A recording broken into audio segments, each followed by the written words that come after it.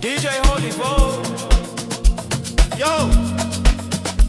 You're locked into Point 5 Creative Studios, where Africa's stories aren't just told, they're produced.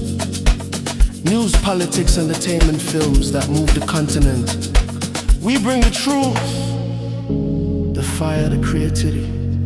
Your world, powered by African storytelling. Point 5 Creative Studios. Point 5 Creative Studios.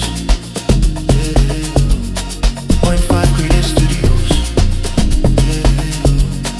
Point 5 Creative Studios. Point 5 Creative Studios.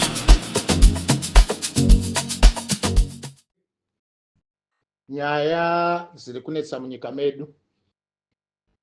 Muri kuona zviri kuitika kuti dictatorship is now intensifying nyaya repression against the masses of our people who are opposed to 2030. This challenge is now persisting. Ngicela ukuthi vele ngincedise abantwana beZimbabwe ukuthi bawazi khonokho that this has not been the first to happen in the history of our nation. There are certain acts which the state does which triggers something that will go beyond their ability to control. I would like to tell you that when oppression intensifies and escalated to the level where people will have no space to breathe, historically, it ended in tears for the oppressor. If you all clearly remember,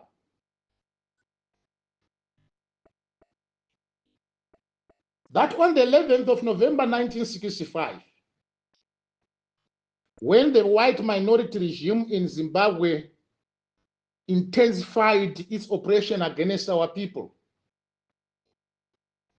Ian Douglas Smith, in defiance of logic and sense, declared what was called the Unilateral Declaration of Independence.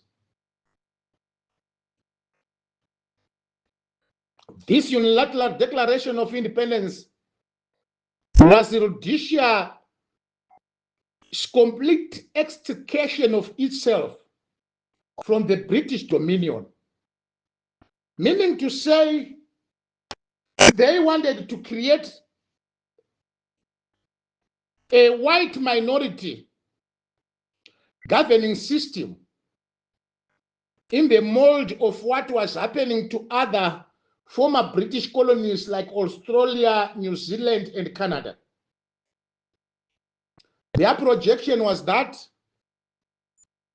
the white minority were going to remain in power until 2070.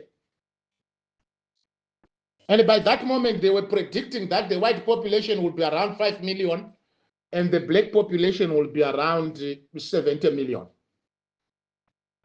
That was the projection of the colonial minority Rhodesian Front government of Ian Smith.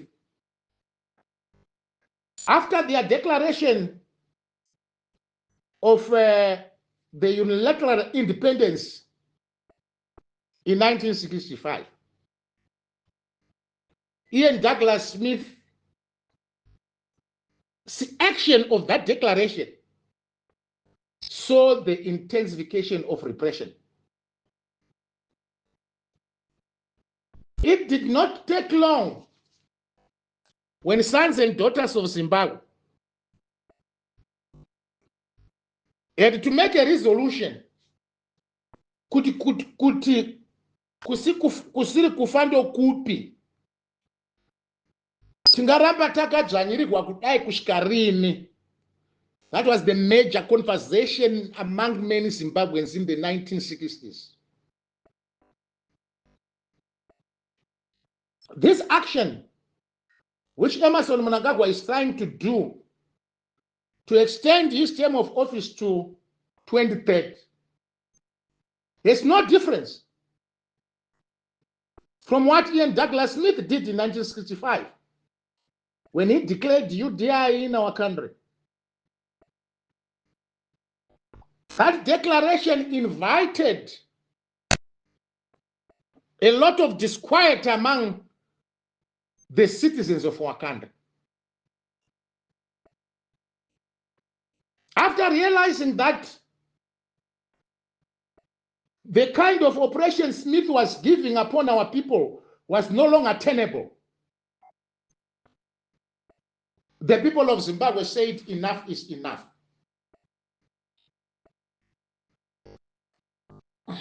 Such a situation is where exactly Emmerson Mnangagwa is leading this country into. Our country is being led into the most dangerous terrain ever, where he is oppressing everybody, bashing everybody, trying to assassinate those who are opposed to the madness of his party that wants to remain in power without the mandate of the masses of our people. Ndo patasvika munyika yedu yeZimbabwe. Asi chaanofanira kuziva navanhu vake, what he must know, kung'ono kuti ndxondo dzake sevenzi kare, aone kuti lokhu waenzena is going to lead our nation into a disaster. There is no any action an oppressor would take which does not have repercussions. The repercussions of self-imposition of his rule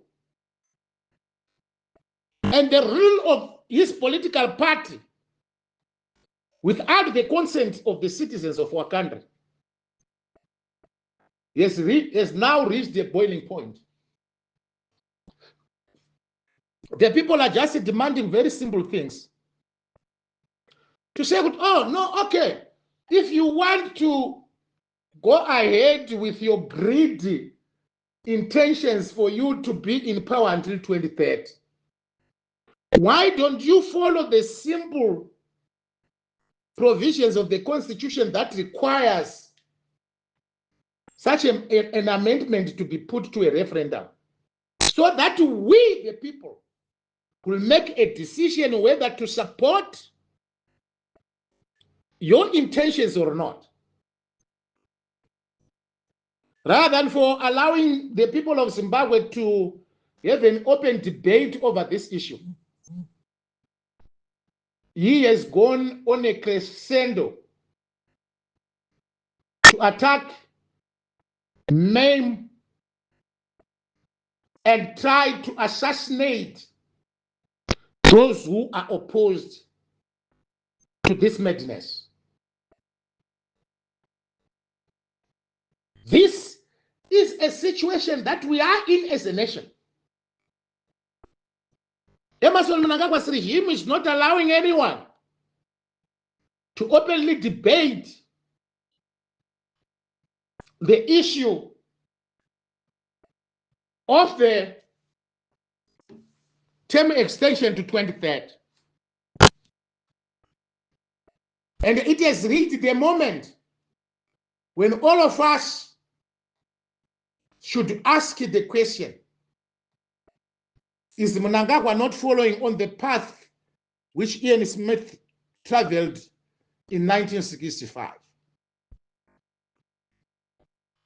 It has all the elements of the UDI. It has all the traits of Ian Smith's oppression. It is what the people of Zimbabwe are describing as an act of madness that will bring chaos and confusion in our country. Our people and citizens are known the world over as being peaceful persons. They've been upholding this fundamental principle for a long time. Even during the 1960s, our masses were pushed to do what they did by the actions of Ian Douglas Smith. No one would accept oppression forever. Our people cannot accept oppression forever. They want to be given an opportunity for them to decide on how their nation must be run. This is the most important and fundamental goal of many Zimbabweans at the present moment.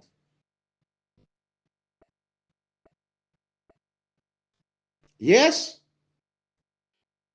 it has been a long time when we have been bashed and bashed and bashed, and many people have been saying, until when? We are currently collecting the evidence and also what the masses of our people have said during the outreach program of the teams that were dispatched throughout the country.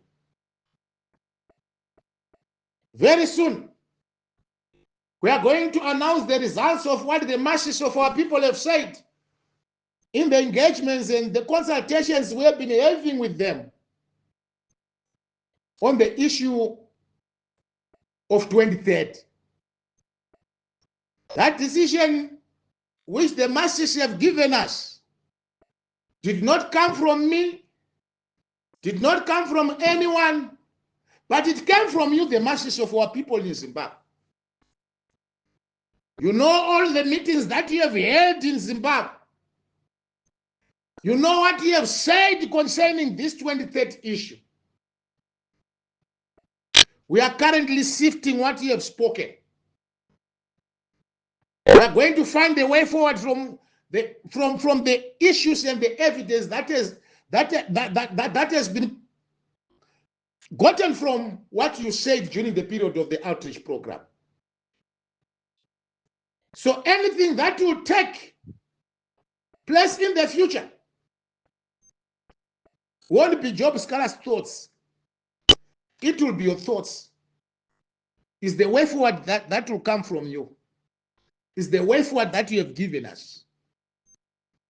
And in that, we reassure you that we will not betray you. We have listened to your voice. And we shall implement exactly what you have said.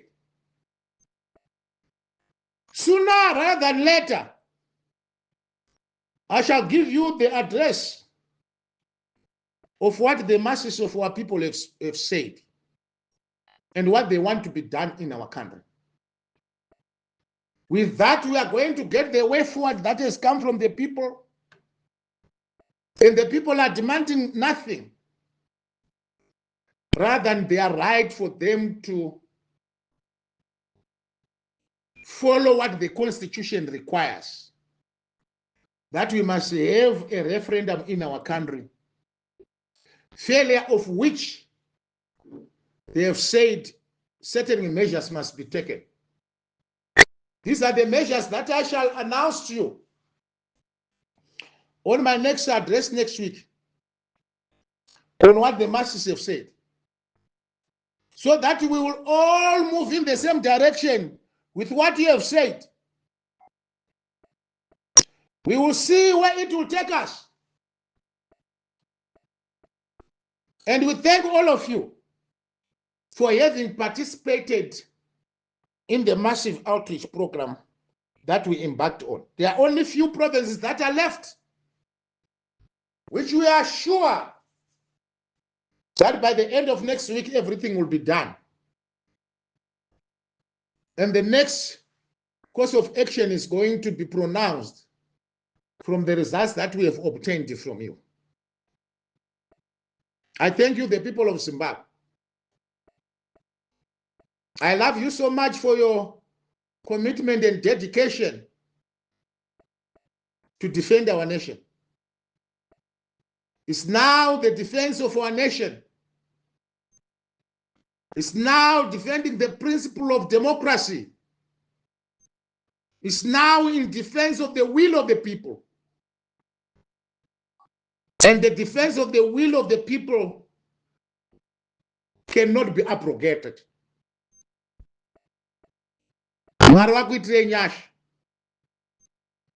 May the Almighty God bless all of you. I thank you.